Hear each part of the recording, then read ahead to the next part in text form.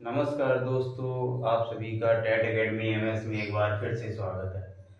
आज हम आपके सामने ला रहे हैं उत्तर प्रदेश टेट जो परीक्षा होती है उसके बारे में विस्तार से चर्चा करेंगे। उसकी संपूर्ण स्ट्रेटजी क्या रहेगी, उसके बारे में कैसे तैयारी करें और कैसे कितने कम समय में स्मार्ट स्टडी करके हम बेहतर से बेहतर परिणाम प्राप्त कर सकें। जैसा कि आप लोगों ने थंबनेल में पहले ही देख चुके होंगे कि हमने एक बार में कैसे ही पहले प्रयास में ही 115 नंबर कैसे प्राप्त किए, वो भी कम समय में। चलो आज विस्तार से चर्चा करते हैं। यूपी टेट के बारे में सभी लोग जानते होंगे। यूपी टेट जो परीक्षा है उसके लिए जो एलिजिबिलिटी है वो वीटीसी या बीएड या तो अपीयरिंग हो या फिर आपने क्वालिफाइंग कर लिया हो। यूपी टेट जो परीक्षा है उसमें उसके दो लेवल होते हैं। एक है पहला प्राइमरी लेवल। प्राइमरी लेवल में वर्तमान में अब जो आगामी परीक्षा होगी उसमें उत्तर प्रदेश टेट की परीक्षा जो लोग देंगे उनकी मिनिमम क्राइटेरिया जो है उन्होंने डीएलएड किया हो और पेपर सेकेंड जो है उसमें आपने चाहे बीटीसी किया हो चाहे बीएड किया हो, दोनों लोग एलिजिबल होंगे। जो प्राइमरी लेवल की परीक्षा होती है जो उत्तर प्रदेश में आने वाली जो भी प्राथमिक शिक्षक की भर्तियां होती हैं 1 से 5 तक के बनने वाले शिक्षक तथा जो जूनियर लेवल जो बीएड वाले और बीटीसी वाले दोनों जो अभ्यर्थी हैं इसमें आवेदन कर सकते हैं तथा यह 6 से 8 तक के जो भी शिक्षक होते हैं उत्तर प्रदेश सरकार में जिन्हें जूनियर शिक्षक कहा जाता है उसके लिए ये आपको मिनिमम क्वालिफाइंग दोनों को जब आप कर लेंगे तभी आप कोई भी प्राथमिक शिक्षक भर्ती की सुपर टेट परीक्षा के लिए आप आवेदन कर सकेंगे। जो यूपी टेट प्राइमरी है और यूपी टेट जूनियर है इसमें विशेष अंतर नहीं है। मैं आपको बताऊं कि मैंने दोनों प्राइमरी और जूनियर दोनों परीक्षाएं 4 से 5 बार उत्तीर्ण की हैं तथा मैंने सुपर टेट की परीक्षा भी जो लिखित परीक्षा हुई थी 68,500 में उसमें काफ़ी बेहतर अंक स्कोर किया था। तथा अब हम चर्चा करेंगे पेपर फर्स्ट की। इसमें 5 भाग होते हैं और एक बात अभी बताना चाहें आप लोगों को, अभी तक ऐसा नहीं है कि आपको पांचों पार्ट में यानी कि जो 5 पार्ट हैं उसमें मिनिमम क्वालिफाइंग हो तभी आप क्वालिफाई हो सकोगे, ऐसा अभी तक नहीं है। अभी तक अगर आप पांचों पेपर में ये जो पेपर होते हैं ये इनका जो टोटल अंक है वो है 150 अंक की परीक्षा होती है और आपसे 150 प्रश्न ही पूछे जाते हैं। मतलब एक प्रश्न 1 अंक का है। तथा अभी तक उत्तर प्रदेश जो टेट की परीक्षा होती है इसमें सबसे अच्छी बात यह है कि कोई भी नेगेटिव मार्किंग नहीं है। No negative marking.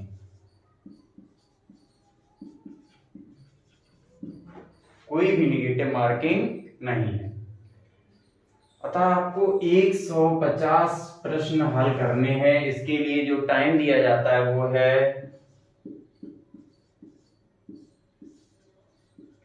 2.5 घंटे। यानी कि आपको 2.5 घंटे में पेपर को सॉल्व करना है। टाइम पर्याप्त है पेपर को सॉल्व करने के लिए। इसका प्रथम जो विषय है यानी कि जो पेपर फर्स्ट का जो प्राइमरी का है वो है चाइल्ड डेवलपमेंट एंड पेडागोगी यानी कि बाल विकास और अध्यापन विद्या। इससे 30 प्रश्न पूछे जाते हैं यानी कि 30 नंबर के। अगर आप चाइल्ड डेवलपमेंट एंड पेडागोगी एक बेहतर भाग है क्योंकि इसकी आवश्यकता प्राथमिक शिक्षक जब आप बनोगे उसमें जब आप अध्यापन कार्य करोगे तो उसके लिए अति आवश्यक है। यह सबसे आवश्यक है कि आप कैसे अध्यापन करते हो। इसलिए पेडागॉगी हर सब्जेक्ट में है। उससे प्रश्न पूछे जाते हैं कि आप कैसे बेहतर से बेहतर अध्यापन कार्य कर सकते हैं। तो पहला हो गया चाइल्ड डेवलपमेंट एंड पेडागॉगी। और हम आगे, अगर आपने अभी इस वीडियो को अगर आपने अभी तक इससे पहले की वीडियो को नहीं देखा है और अगर आप चैनल पर नए हैं तो चैनल को लाइक, शेयर और सब्सक्राइब करना ना भूलें तथा बेल आइकन को अवश्य दबाएं, जिससे आगे आने वाली नोटिफिकेशन आपको प्राप्त हो सके। क्योंकि अब इस चैनल पर आपको संपूर्ण क्लासेस प्रत्येक विषय की आपको मिलेंगी और वो भी मंगलवार से आयोजित होंगी, विधिवत आपको मिलेंगी सभी क्लासेस, संपूर्ण क्लासेस सिर्फ एक ही प्लेटफॉर्म पे और वो भी निःशुल्क। अब हम चर्चा करेंगे चाइल्ड डेवलपमेंट एंड पेडागॉगी की। इससे 30 प्रश्न आते हैं जिसमें पेडागॉगी के होते हैं और बाल विकास के होते हैं, जो कि आपने अगर बीटीसी कर रहे हो या आपने बीएड किया हो तो आपने देखा होगा कि आपके अपने सिलेबस में बीटीसी के चारों सेमेस्टर में आपको चाइल्ड डेवलपमेंट पढ़ाया जाता है। अगर आपने वहाँ पे पढ़ रखा है तो बस आपको थोड़ा पढ़ना है, सिर्फ स्मार्ट स्टडी करनी है। कैसे करेंगे वो सब मैं आगे आपको चर्चा करूँगा, कैसे तैयारी करनी है, क्या करना है। उसके बाद दूसरा है हिंदी। हिंदी आपने, क्योंकि हम लोग, अगर आप उत्तर प्रदेश के निवासी हैं तो हम लोगों की मदर लैंग्वेज हिंदी है, इसलिए हम लोगों को हिंदी में ज़्यादा कठिनाई नहीं होगी, क्योंकि हम लोग शुरू से हिंदी को पढ़ रहे हैं। अभी तक 12th तक सभी क्लासेस में पढ़ाई जाती थी। इस हिंदी आएंगे, ये भी होगी 30 अंक की। उसके बाद तीसरा जो भाग है वो है इंग्लिश या संस्कृत। वैकल्पिक क्या है इनमें से, मतलब चाहे आप इंग्लिश ले सकते हो या फिर संस्कृत, जिस सब्जेक्ट में आपका इंटरेस्ट हो आप उसी को लें। आप जिस सब्जेक्ट में आपको नॉलेज हो आप उसी को ले सकते हैं। आप इंग्लिश की तैयारी करें या आप संस्कृत की करें, दोनों में पेपर सही आता है और आप दोनों में एक बेहतर अंक स्कोर कर सकते हैं। इंग्लिश ये भी हो गया आपका कितना, 30 अंक का। अब इसके बाद आता है मैथमेटिक्स। मैथमेटिक्स में भी आपको जो मैथमेटिक्स है वो बेसिक लेवल की मैथमेटिक्स पूछी जाती है, क्योंकि यह एक आप कक्षा 5 तक के अध्यापक बनेंगे या जूनियर देते हैं तो आप 8 तक के टीचर बनेंगे, इसलिए आपको बेसिक नॉलेज होनी चाहिए मैथ की, विशेष नहीं है। और इसमें पेडागॉगी भी पूछी जाती है। पेडागॉगी यानी कि अध्यापन विद्या, गणित में कैसे करेंगे उससे संबंधित आपसे लगभग 50% सवाल तो अब पेडागॉगी के आने लगे हैं।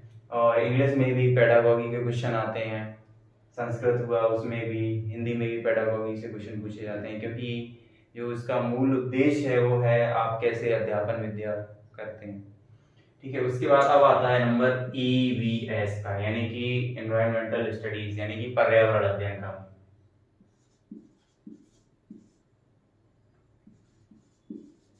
ठीक है, अब हम क्या करते हैं, EVS ये भी कितने अंक की हो जाएगी, 30 अंक की। इस प्रकार प्रत्येक भाग से कितने प्रश्न पूछे जा रहे हैं,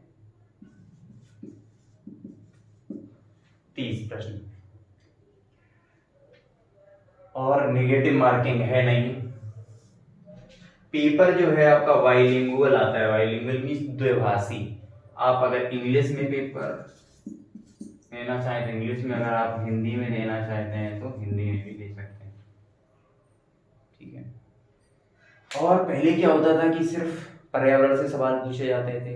अब आपको क्या करना है कि पर्यावरण के साथ सही साथ आपको बेसिक या तो SCERT की बुक से या NCERT की बुक्स की समरी होगी और उसकी क्लासेस भी लेंगे, आगे बताएंगे। तो इसमें क्या है कि नॉर्मल हिस्ट्री यानी कि इतिहास, भूगोल से, साइंस से भी क्वेश्चन पूछे जाते हैं। तो आपको क्या करना है, चाइल्ड डेवलपमेंट एंड पेडागॉगी के लिए आपको जो अभी आपने अगर VTC में जो किताबें पढ़ी थी उनको आप एक बार रिवाइज कर लीजिए।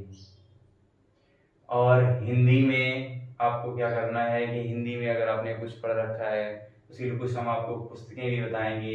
हिंदी के लिए आपको जो किताब है, जैसे पोल्यूशन की किताब भी काफ़ी हद तक सही है इसको पढ़ने के लिए। और इंग्लिश है, संस्कृत है, संस्कृत के लिए काफ़ी, जैसे अगर आपके पास अगर हाई स्कूल में अगर आपके पास संस्कृत रही हो, आप कक्षा 8 तक की जितनी भी किताबें हैं उनको आप पढ़ सकते हो, वो बहुत आपके लिए फ़ायदेमंद साबित होंगी। तथा गणित के बारे में आपको हम गणित की संपूर्ण क्लासेस आपको मंगलवार से इस चैनल पर अवेलेबल होंगी। और ईवीएस की क्लासेस भी आपको कराई जाएंगी और सीडीपी की क्लासेस होंगी, हिंदी की भी होंगी। मैथ्स की संपूर्ण क्लासेस मेरे द्वारा ही ली जाएंगी। इसके बाद अब हम आते हैं पेपर सेकेंड में, यानी कि जो क्लास 6 से 8 वाला है। इसमें क्या है कि सीडीपी है, ये देखो सेम, आपको दोनों पेपर की तैयारी करना है एक साथ। जो बीटीसी कैंडिडेट हैं, ज़्यादा डिफरेंस नहीं है, दोनों की तैयारी आपको इस चैनल पे कराई जाएगी। सीडीपी इधर हो गया तो सीडीपी की तैयारी हो जाएगी इसके साथ। हिंदी है, इसमें भी देखो हिंदी, ये कॉमन है। इसमें क्या है कि इंग्लिश या संस्कृत, अगर आप इंग्लिश या संस्कृत इनमें से लेते हैं तो देखो ये भी कॉमन। अब अगर आपका अगर स्नातक में अगर आप गणित विज्ञान वर्ग से रहे हैं तो आपको क्या है कि आपको ये पेपर देना होगा, ये ध्यान रखना है, इसको कदापि ना भूलें, ठीक है। और जिन लोगों ने जो कला वर्ग से रहे हैं, स्नातक किया है, तो उन लोगों को सामाजिक अध्ययन वाला पेपर करना होता है। तो इसमें क्या है, देखो इसके भी हो गए 30 अंक, हिंदी के भी हो गए 30 अंक, इंग्लिश और संस्कृत के भी हो गए 30, तो 30 30 60 30 90 तथा 60 अंक जो है वो मैथ साइंस वालों के लिए ये पेपर सॉल्व करोगे, तथा सोशल स्टडी के लिए आपको 60 अंक का ये पेपर को सॉल्व करना होगा। अब देखिए, अगर आपने ये सब देख लिया हो तो अब आगे बताते हैं। देखो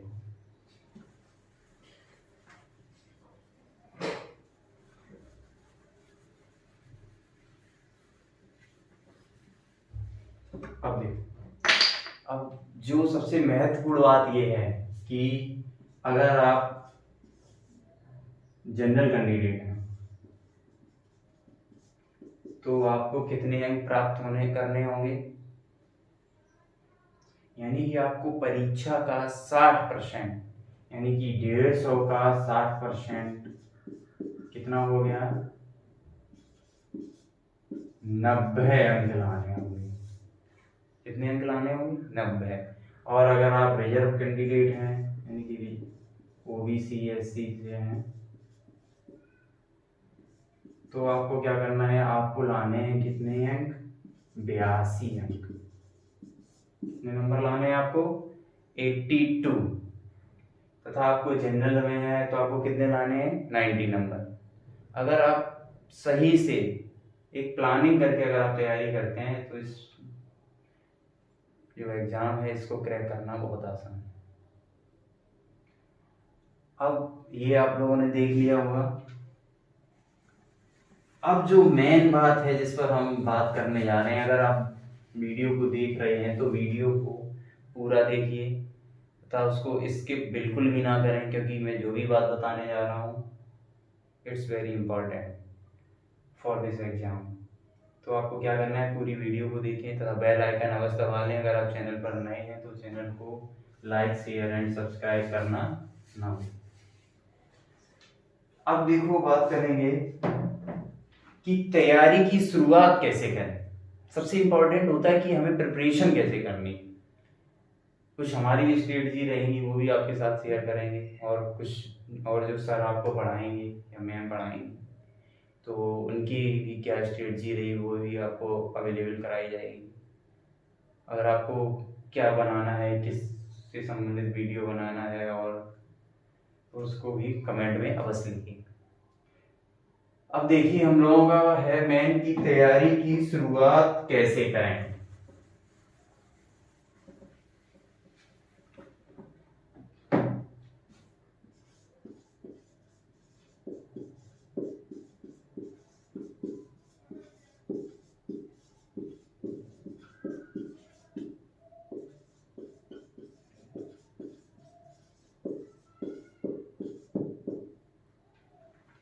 सब कैसे करें, प्रिपरेशन को कैसे स्टार्ट करना है। देखो, जब भी कोई भी परीक्षा होती है, या वो वनडे एग्जाम हो या कोई भी क्लासेस या मतलब कोई भी कंपटीशन हो, कोई भी स्टेट एग्जाम हो, उसकी जब आपको तैयारी करनी है तो उसके पहले जानो कि हमें तैयारी करनी कैसे है। ये समझो कि अगर हमें कोई भी एग्जाम को क्रैक करना है तो उसका एक बेसिक फंडा होता है। कुछ लोग हमने देखा है कि बहुत तैयारी करते हैं, बहुत ज़्यादा मेहनत करते हैं, उसके बाद भी पता चलता है कि एग्जाम में फेल हो रहे हैं। तो उसका मतलब है कि उन्होंने कुछ तो कमियां की हैं। इसलिए आप क्या करो कि उनसे सीखो, जो कमियां की हैं उनसे आप सीखिए कि वो कमियों को हमें नहीं दोहराना है। आपको कम समय में बेहतर परिणाम आने के लिए आपको स्मार्ट स्टडी करनी है। देखो, तैयारी की शुरुआत कैसे करें। सबसे पहला आपको क्या करना है कि सबसे पहले आपको सिलेबस को डाउनलोड कर लेना है ऑफिशियल वेबसाइट से। अगर आपको नहीं है तो आप कमेंट में लिखना, हम आपको प्रोवाइड करा देंगे। सबसे पहले आपको क्या करना है कि सिलेबस का पॉइंट, एक एक पॉइंट आपको पढ़ना है। एक्चुअली में आपको ज्यादा मेहनत नहीं करनी है, जो भी एग्जाम की डिमांड है उसके अनुरूप ही मेहनत करो। सबसे पहले सिलेबस को पढ़ो, चाहे कोई भी एग्जाम हो, चाहे वो सिविल की एग्जाम होती है, चाहे कोई भी क्लासेस होती है, तो सबसे पहले क्या है कि सिलेबस को पढ़ो, उसके एक टॉपिक को पढ़ो, उसको नोट करो, उसके अपने सामने लगा दो, सब्जेक्ट वाइज लगाइए। आप जब भी जहाँ भी आप स्टडी कर रहे हो तो आप वहाँ लगाइए, उसको पढ़ो। सबसे पहले सिलेबस को समझो। कोई भी पूछे कि सिलेबस में क्या क्या टॉपिक हैं तो उस टॉपिक को समझिए। उसके बाद सिलेबस को जब आपने पूरा पढ़ लें, सिलेबस की आप प्रिंट आउट निकलवा के आप चिपका सकते हैं अपनी जहाँ भी आपका स्टडी रूम। सिलेबस को जब आपने पूरा पढ़ लिया, चाहे वो प्राइमरी लेवल का हो चाहे वो जूनियर लेवल का हो, दोनों के लिए यही। उसके बाद आपको क्या करना है, जब आपने सिलेबस को समझ लिया, फिर आपको previous year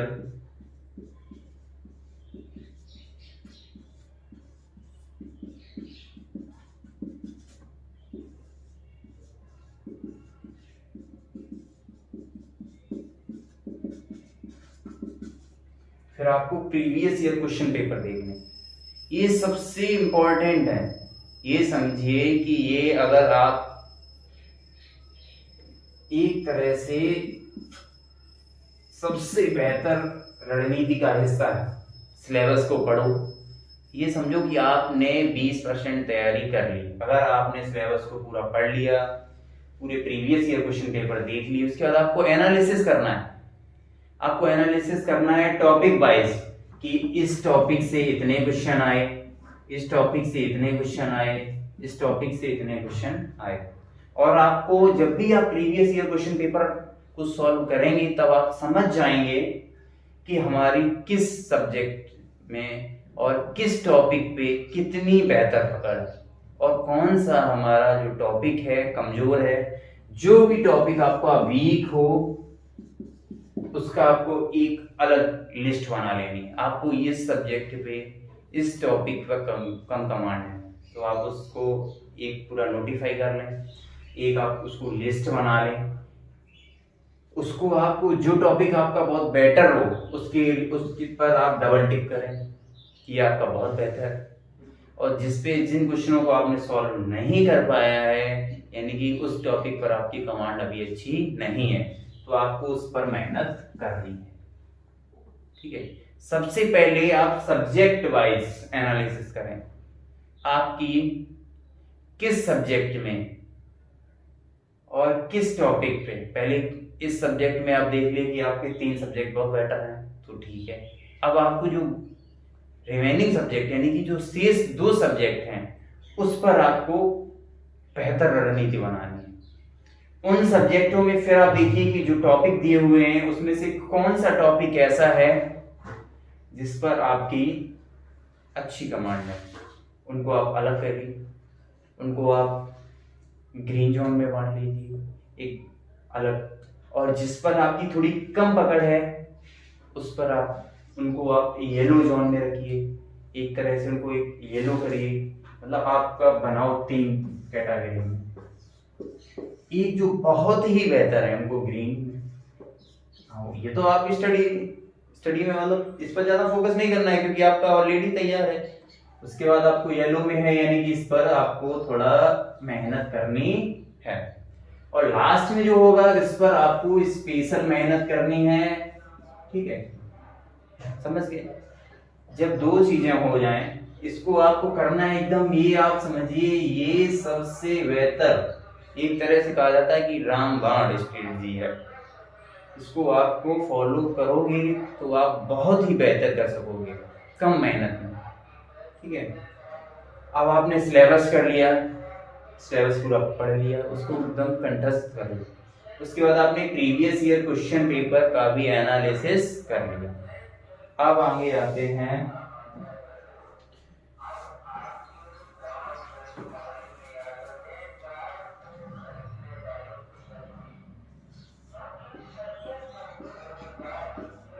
best and selective material.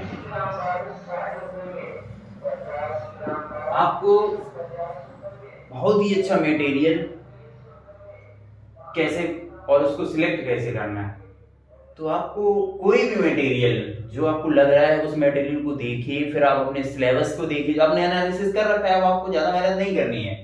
जो भी आपने एनालिसिस कर रखा है उस एनालिसिस से जो आपने प्रीवियस ईयर क्वेश्चन पेपर का पीवाईक्यू एंड सिलेबस जो आपने एनालिसिस किया था, उस दोनों को अपने पास रखिए हमेशा। पूरी तैयारी के दौरान ये बात आप याद रखो।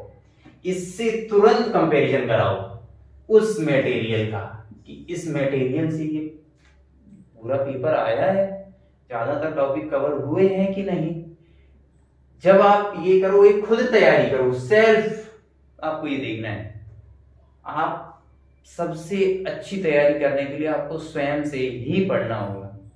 जब आपका ये सिलेक्टिव मटेरियल हो जाता है कि आपने ये सिलेक्ट कर लिया कि आप ये बेस्ट है, ये ठीक है, उसके बाद हम आपको क्लासेस प्रोवाइड कराएंगे।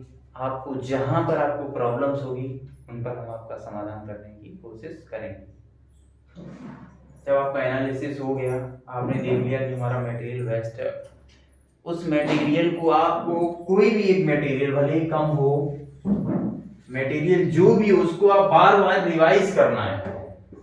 Revision is very important. कोई भी क्लास हो, कोई भी एग्जाम हो, रिवीजन करो। ठीक है, क्योंकि कोई भी टॉपिक को आप जब रिवाइज जब तक नहीं करोगे, वो टॉपिक माइंड में पूरा सही से याद नहीं रहेगा, कवर नहीं होगा। आपको ज्यादा से ज्यादा रिवाइज करना है। आपको इधर उधर भटकना नहीं है कि कहीं ये स्टडी पढ़ रहे हो कि ये कर रहे हो, चेंजमेंट नहीं। जो भी करो, अगर आपने मैंने बता दिया इस तैयारी के तहत आपको देख लो, कहा जाता है कि इस तैयारी के तहत आप फिल्टर कर लो। जो फिल्टर हो गया है, जो वेस्ट बचा है, उस वेस्ट को आपको रिवाइज करना है। It's very important. ये इंपॉर्टेंट है कि आप रिवाइज करो। ये नहीं कि आप टॉपिक चेंज कर रहे हो, आप ये पहले बुक पढ़ी फिर ये पढ़ रहे हो, नहीं। चेंजमेंट ज्यादा नहीं, सिर्फ आपको क्या करना है, रिवीजन करते रहो। और आपको इसके बाद आप देखो, जब भी आपका एग्जाम होगा तो उससे पहले आप पूरी किताब नहीं पढ़ सकते हो। अगर आपको लग रहा है कोई भी आप चीज पढ़ रहे हो, कोई भी टॉपिक पढ़ रहे हो, मान लो आपने एक टॉपिक पढ़ी, एक बुक पढ़ी, तो उस पर आपको मैक्सिमम 2 पेज का एक नोट्स बनाना है। क्या बनाना है? नोट्स। वो नोट्स को आपको याद रखना है। समझो कि जैसे 20 टॉपिक हुए तो 40 पेज आप पढ़ सकते हो। और ज्यादा नहीं कि अब आप बहुत नोट्स ही बनाते रह गए तो आपकी तैयारी कब करोगे। ज्यादा नोट्स नहीं बनानी, एक बार बना लो जो आपको सिलेक्टिव लगे, एक बार रिवाइज कर लो। एग्जाम से पहले क्या करना है आपको, अगर 15 दिन रह गए हैं तो आपको 3-3 दिन में रिवाइज कर लेना है पूरा, बस आपकी तैयारी हो गई। तो आपको क्या करना है, रिवीजन बहुत इंपॉर्टेंट है। और क्या बनाना है, नोट्स बनाना, खुद की नोट्स बनाइए, ये बहुत इंपॉर्टेंट है। चलो आगे चलते हैं। और अब आपको आगे एक चीज जरूरत है स्मार्ट स्टडी, ये आपने बहुत बार शब्द सुना होगा। होता क्या है स्मार्ट स्टडी? स्मार्ट स्टडी का मतलब है आप, यही स्मार्ट स्टडी है, आप बेहतर तरीके से पढ़ें, भले ही आप 2 घंटे पढ़ें और उसको आप बेहतर तरीके से पढ़ें। मतलब इसी हिसाब से जो मैंने बताया, यही स्टडी है स्मार्ट, कि वो चीज पढ़ो जो आपके एग्जाम के अवेलेबल हो, क्योंकि आपको इस विषय पर, किसी भी सब्जेक्ट पर वो पीएचडी नहीं करा रहे हैं, आपको बेसिक नॉलेज की समझ को जानना चाहते हैं, वो ठीक है, समझ गए। अब स्मार्ट स्टडी के बाद आपका होता है गाइडेंस। गाइडेंस आप किसी से भी गाइडेंस ले सकते हैं। हम भी आपको समय समय पर प्रत्येक क्लास में जो समस्याएं होंगी उनका भी समाधान करेंगे और समय समय पर आपको मार्गदर्शन करेंगे, और अन्य जो हमारे शिक्षक हैं वो आपका मार्गदर्शन करते रहेंगे। इसके बाद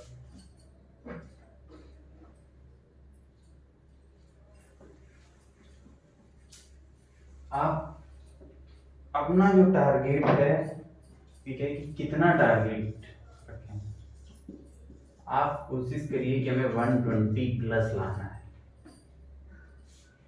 120 प्लस का टारगेट रखिए। और हमने आपको बताया था कि सबसे important previous year question paper के बारे में बताया था, पीवाई। तो इसमें क्या है कि देखा है आपने बहुत बार, 2022 में ही जो एग्जाम हुआ था वो बहुत, उसमें लगभग में 60 से 70% क्वेश्चन रिपीटेड थे।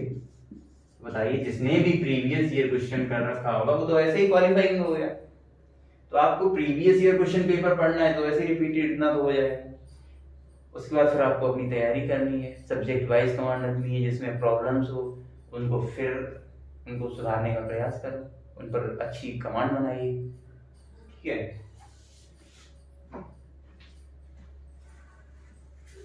अब जो भी स्टूडेंट प्रिपरेशन कर रहे हैं उनके दिमाग में ये है कि ये जो अभी जो नया आयोग, उत्तर प्रदेश शिक्षा सेवा आयोग जो गठन हो रहा है, उसमें नंबर जुड़ेगा या नहीं। तो देखो, अभी तक कोई भी कंफर्मेशन नहीं आई है, ना ही कोई ऑफिशियल नोटिफिकेशन जारी किया गया है कि कोई कह रहा है कि जुड़ेगा। अभी कोई कंफर्मेशन नहीं है कि नंबर जुड़ भी सकता है, नहीं भी जुड़ सकता है। बट आप अगर अच्छी से प्रिपरेशन करोगे, अच्छी तैयारी करोगे, अगर आप यूपी टेट में बेहतर स्कोर करोगे तो आप सुपर टेट में भी बेहतर स्कोर कर सकोगे, क्योंकि आपका जो चयन है वो सबसे ज्यादा इम्पोर्टेंट। अभी जो भर्तियां हुई हैं 68,500 69,000, वो किस बेस से हुई है? सुपर टेट, जिसका बेहतर था उसको बेहतर परिणाम मिला। तो आपको क्या करना है कि यूपी टेट में बेहतर से बेहतर परिणाम करना है, और परिणाम लाना है तो आपको कोई किसी भी टॉपिक को नहीं छोड़ो, क्योंकि आपकी ज्यादातर जो तैयारी हो रही है, सुपर टेट की भी तैयारी किससे हो जाएगी? यूपी टेट, क्योंकि उसमें भी सीडीपी पूछा जाएगा, चाइल्ड डेवलपमेंट का, उसमें भी हिंदी आ रही है, उसमें भी इंग्लिश से क्वेश्चन आएंगे, उसमें भी संस्कृत पूछी जा रही है, उसके बाद उसमें भी करंट अफेयर और जो जीएस है, यानी कि ईवीएस, पर्यावरण है, थोड़ी हिस्ट्री से, ज्योग्राफी से, कॉन्स्टिट्यूशन से, यानी कि संविधान से, इतिहास से, भूगोल से प्रश्न पूछे जा रहे हैं। तो आपकी ज्यादातर जो तैयारी है वो यूपी टेट की और सुपर टेट की लगभग में काफी मिलती जुलती है। सुपर टेट की तैयारी को भी ध्यान में रखते हुए आपकी यूपी टेट की तैयारी हो रही है, तो आपको संपूर्ण जो टॉपिक है उनको कवर करना है, किसी को भी छोड़ना नहीं है, क्योंकि आपको दोनों तैयारियां करने के लिए यूपी टेट से तो कुछ हो नहीं जाएगा, क्योंकि आपको सुपर टेट देना है, जिसके आधार पे आपकी नौकरी लगेगी, यानी कि आपका चयन होगा। और सबसे ज्यादा महत्वपूर्ण भी यही रहता है, क्योंकि 60% तो सुपर टेट है, 60% जो भारांक जो होता है उसका 60% हिस्सा तो सुपर टेट से, 40% एकेडमिक है। उस पर भी हम आगे विस्तार से चर्चा करेंगे किसी दिन, कि कैसे अंक जुड़ता है, कैसे आपका चयन होता है, कैसे भारांक की गणना करते हैं, ठीक है। तो आपको क्या करना है, किसी भी टॉपिक को छोड़ना नहीं है, और जो सीरियस कैंडिडेट है वो अभी से तैयारी शुरू कर दें। कोई पूछता है कि कभी एग्जाम कब होगा, तो एग्जाम आपका कभी भी हो सकता है। आप ये मानिए कि हमारा एग्जाम 3-4 महीने में हो जाएगा। आप इस तरह से तैयारी कीजिए कि आपका एग्जाम 3 महीने में ही, 4 महीने में हो जाएगा। अब फिर एग्जाम जब होगा तब आप दे देना, और संभवतः फरवरी मार्च में एग्जाम हो जाए, क्योंकि पहले यूपी टेट की परीक्षा होगी, उसके बाद ही सुपर टेट की परीक्षा होगी। समझ गए आप लोग? अब उसके बाद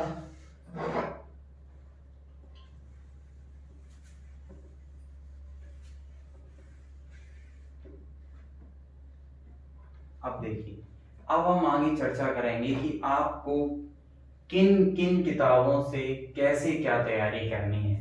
तो देखिए, सीडीपी के लिए बहुत सी किताबें हैं, और आपको एक ल्यूसेंट की जो किताब आती है वो भी काफ़ी सही बुक है।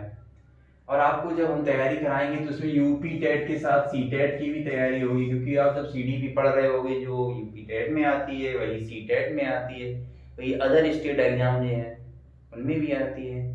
जैसे बिहार हो गया, बिहार की जो बीपीएससी की ने जो टीचिंग की एग्जाम की परीक्षा कराई, जो आने वाली है बीपीएससी 2.0, उसमें भी काम आएगी। तो आपको क्या करना है, जैसे ल्यूसेंट की बुक पढ़िए। उसके बाद हिंदी के लिए भी ल्यूसेंट की बुक अच्छी है, आदित्य पब्लिकेशन की किताब भी अच्छी है।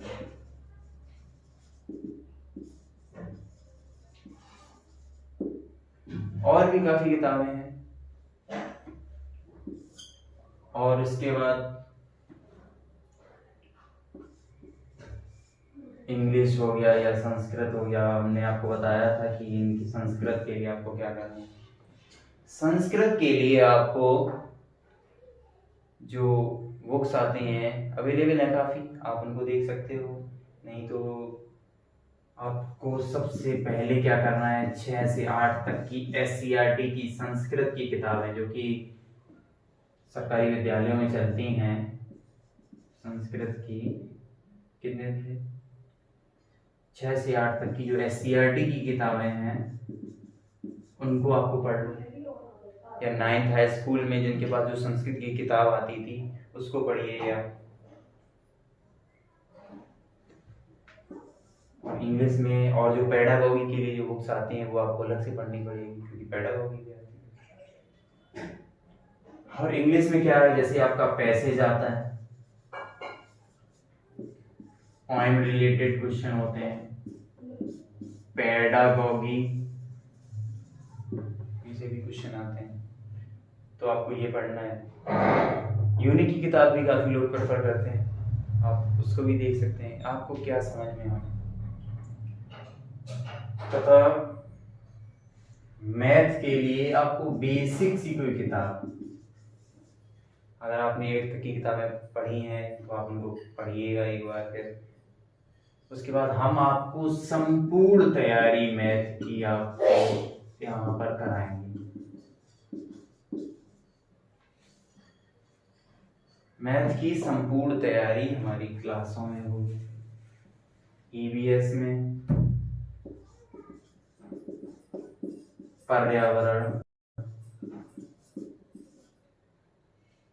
पर्यावरण के लिए जो एक घटना चक्र का जो लोक सेवा आयोग जो परीक्षाएं होती थी उनका जो समरी देते थे 8 पार्टों में, उसका एक पार्ट आता है, भाग आता है, वो भी काफी अच्छा है, आप पढ़ सकते हो। उसमें जो पर्यावरण भाग रहता है, भूगोल, इतिहास और संविधान के लिए, संविधान के लिए भी इनके लिए आप क्या क्या NCERT 6 से 8 तक की समरी पढ़ लें। नहीं तो फिर हम इनकी भी PDF या इनकी जो क्लासेस हैं आपको उपलब्ध करा देंगे।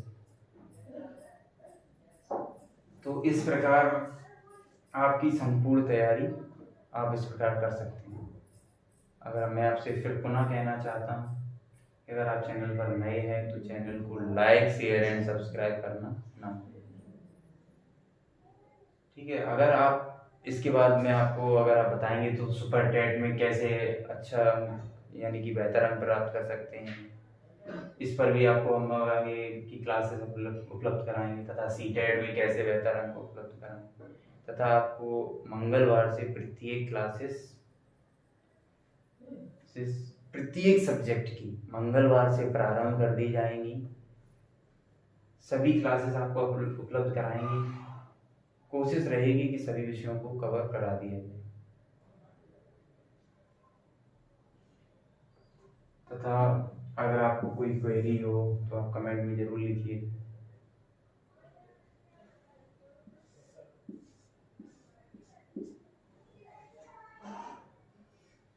और इसी के साथ आप लोग तैयारी को बेहतर करेंगे। आई होप कि आप बहुत ही बेहतर करेंगे।